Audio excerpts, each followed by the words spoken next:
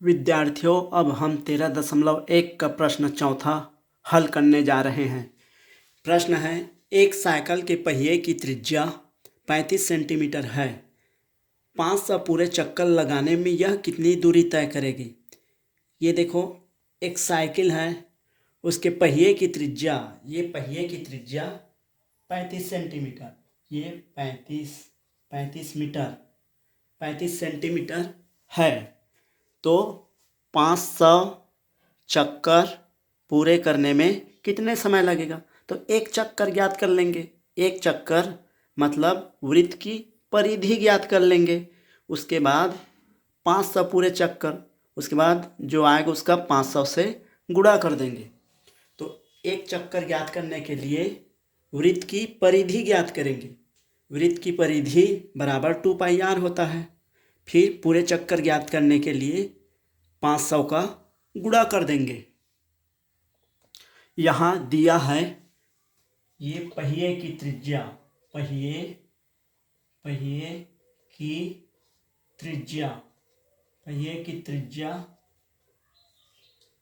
की त्रिज्या r बराबर 35 सेंटीमीटर। पहिए की त्रिज्या बराबर 35 सेंटीमीटर। तो पहिए द्वारा एक चक्कर में तय की गई दूरी, यहाँ पे लिखेंगे पहिए द्वारा एक चक्कर में तय की गई, पहिए द्वारा एक चक्कर में तय की गई दूरी बराबर पहिए की परिधि। तो यहाँ पे पहिए की परिधि, ये पहिया है तो उसका परिधि, तो परिधि बराबर होता है 2π गुणा त्रिज्या। यहाँ पे 2π त्रिज्या, या इसी को लिख सकते हैं 2πr। तो यहाँ पे मान रख देंगे, 2 रख देंगे, इसका गुणा 22/7 रख देंगे। r का मान 35, यहाँ पे 35।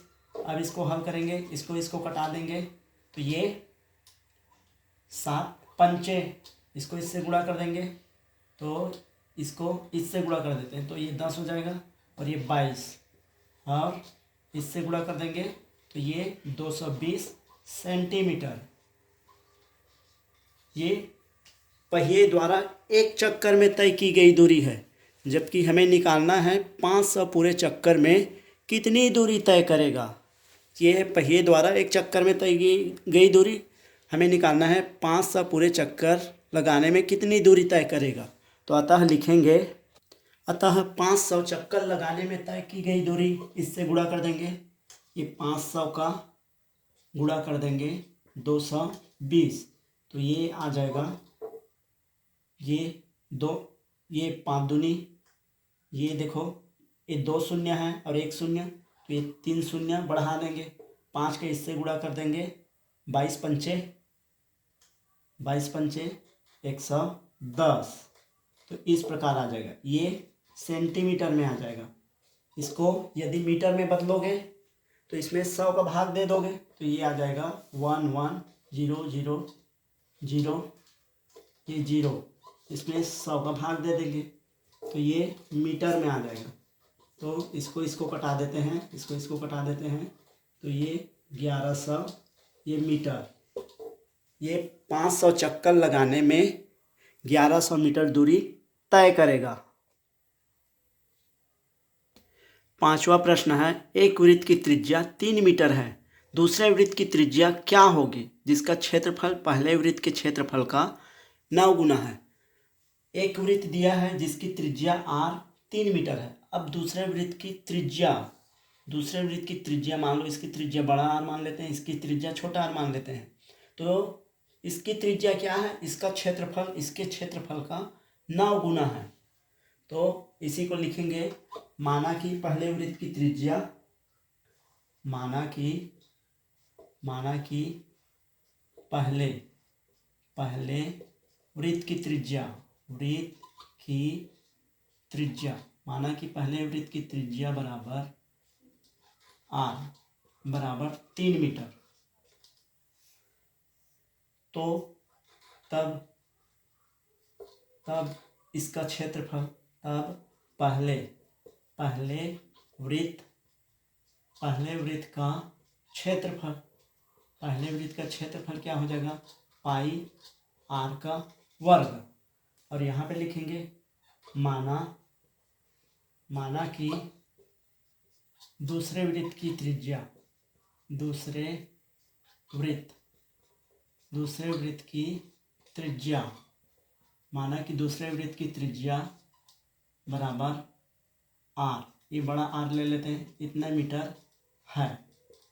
तब इसका क्षेत्रफल, तब दूसरे वृत्त का क्षेत्रफल, तब दूसरे वृत्त का क्षेत्रफल ये क्या हो जाएगा, पाई बड़ा आर का वर्ग। अब दिया है पहले वृत्त का क्षेत्रफल, दूसरे वृत्त का क्षेत्रफल पहले वृत्त के क्षेत्रफल का 9 गुना है। ये जो क्षेत्रफल है ये पहले वृत्त के क्षेत्रफल का 9 गुना है। तो इसको प्रश्नानुसार लिखेंगे, प्रश्नानुसार पहले वृत्त का दूसरे वृत्त का क्षेत्रफल, दूसरे वृत्त का क्षेत्रफल पहले वृत्त के क्षेत्रफल से 9 गुना है। ये 9 गुना है दूसरे वृत्त का क्षेत्रफल, ये पहले वृत्त के क्षेत्रफल से 9 गुना है। तो 9 का गुणा इधर करेंगे, मान लो ये 10 है तो ये कितना होगा, ये टोटल होगा 90 होगा, इसका क्षेत्रफल 90 होगा। तो इसको यदि बराबर बनाना है, ये इधर 10 है और ये 90 है, तो 10 का गुणा ये 9 का गुणा इधर करेंगे, ये पहले तरफ करेंगे ना, इधर करेंगे।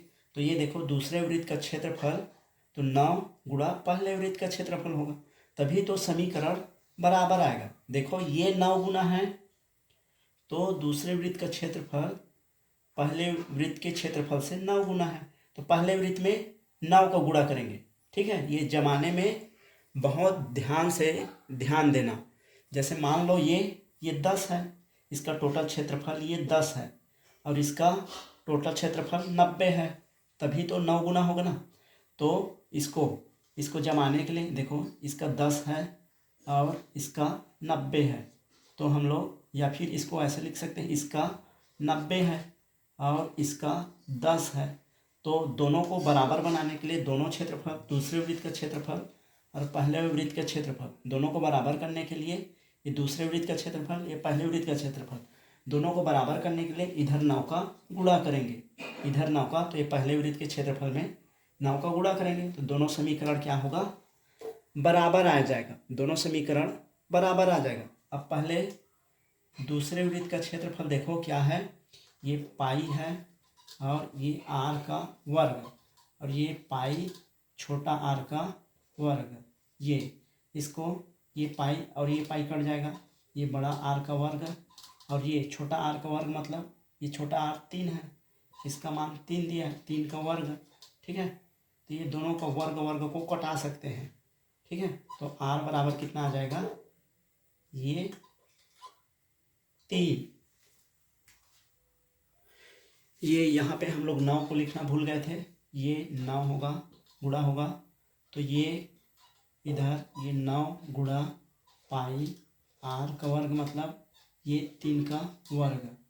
ठीक है, ये तो इसको अब हल करेंगे तो ये कितना हो जाएगा, 3 तिया 9, ये 9 हो जाएगा, ये पाई कट जाएगा, इधर का पाई और ये पाई कट जाएगा। ठीक है, इसको शुरू से लिख देते हैं, ये देखो पाई आर का वर्ग बराबर 9 गुणा पाई आर का वर्ग, तो ये पाई और ये पाई कट जाएगा, तो ये आर का वर्ग बराबर 9 गुणा 3 का वर्ग, तो ये हो जाएगा आर का वर्ग बराबर 9 गुणा, ये 2 बार गुणा होगा तो ये 9 आएगा।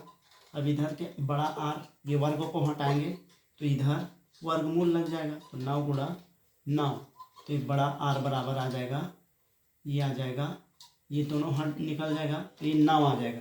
इस प्रकार दूसरे वृत्त का त्रिज्या 9 हो जाएगा।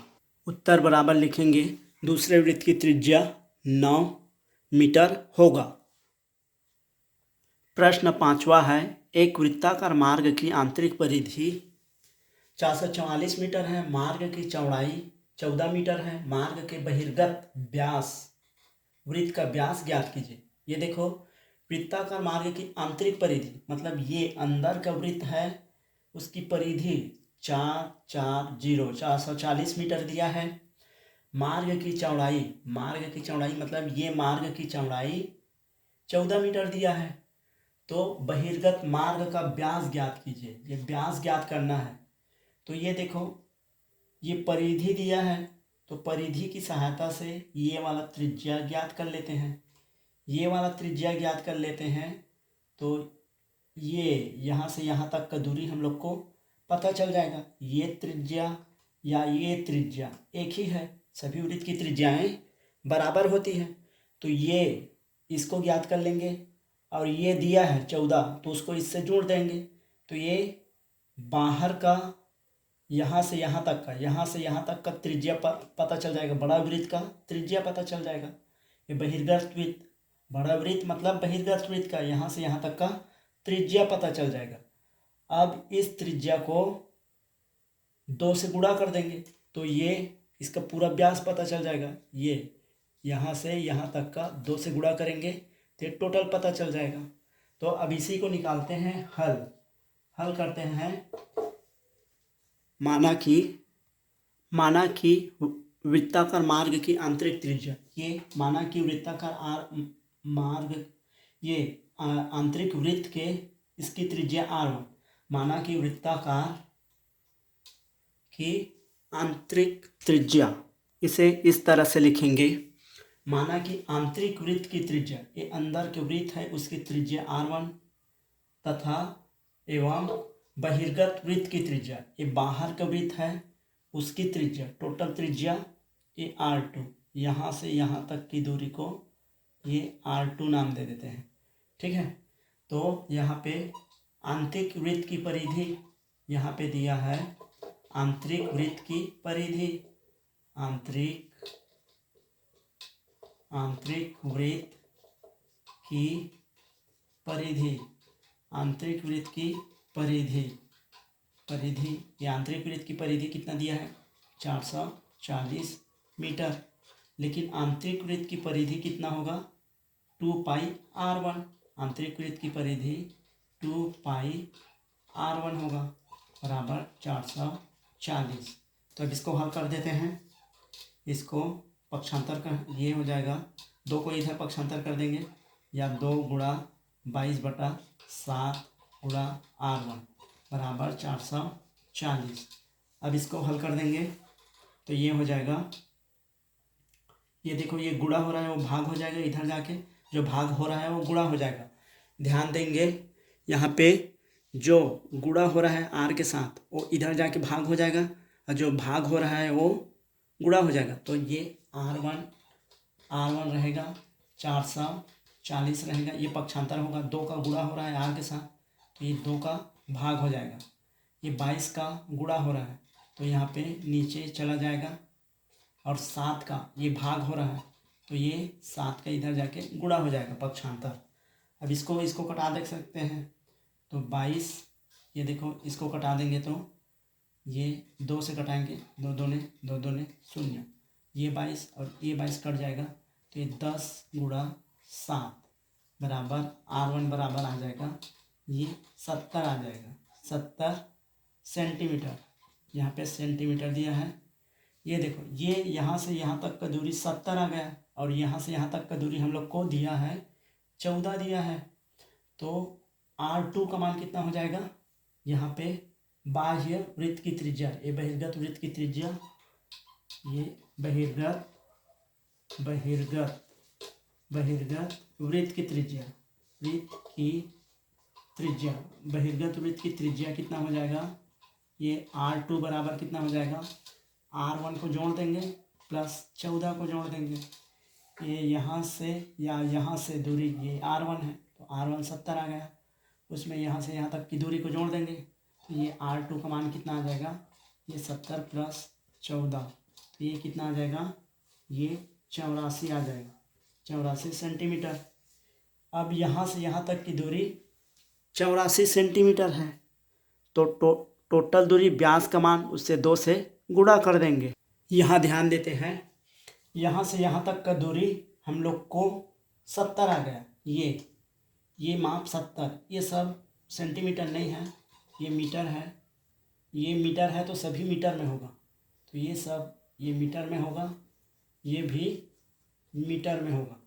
तो ये देखते हैं, यहाँ से यहाँ तक का दूरी R1 70 आ गया, या ये दूरी कितना आ गया 70 आ गया, और यहाँ से यहाँ तक का दूरी 14 दिया है, तो ये भी 14 होगा। तो इसको R2 का मान कितना हो जाएगा, यहाँ से यहाँ तक का दूरी, टोटल दूरी R2 मान लेते हैं। तो R2 का मान R1 में जोड़ देंगे, इस त्रिज्या में 14 को जोड़ देंगे तो 84 आ जाएगा। अब बहिर्गत वृत्त का व्यास, ये बहिर्गत वृत्त की त्रिज्या निकल गया, बहिर्गत वृत्त की त्रिज्या। तो यहाँ पे लिखेंगे बहिर्गत वृत्त का व्यास, बहिर्गत वृत्त का व्यास बराबर 2 गुणा त्रिज्या। किसी भी का व्यास निकालेंगे तो उसका 2 गुणा त्रिज्या, तो ये 2 गुणा ये R2 का मान रख देते हैं, ये त्रिज्या का मान, ये R2 का मान रखेंगे, तो 2 गुणा ये 84, ये मीटर, तो ये 8 आ जाएगा और ये 16 आ जाएगा, ये मीटर आ जाएगा। इस प्रकार आंसर बराबर लिख सकते हैं, बहिर्गत वृत्त की त्रिज्या 168 मीटर होगा। बहिर्गत वृत्त की त्रिज्या 168 मीटर होगा। ये 84 से 2 का गुणा हो जाएगा, ये मीटर है, इसको मीटर बना सकते हैं। इसी प्रकार अन्य सवाल को भी बना सकते हैं।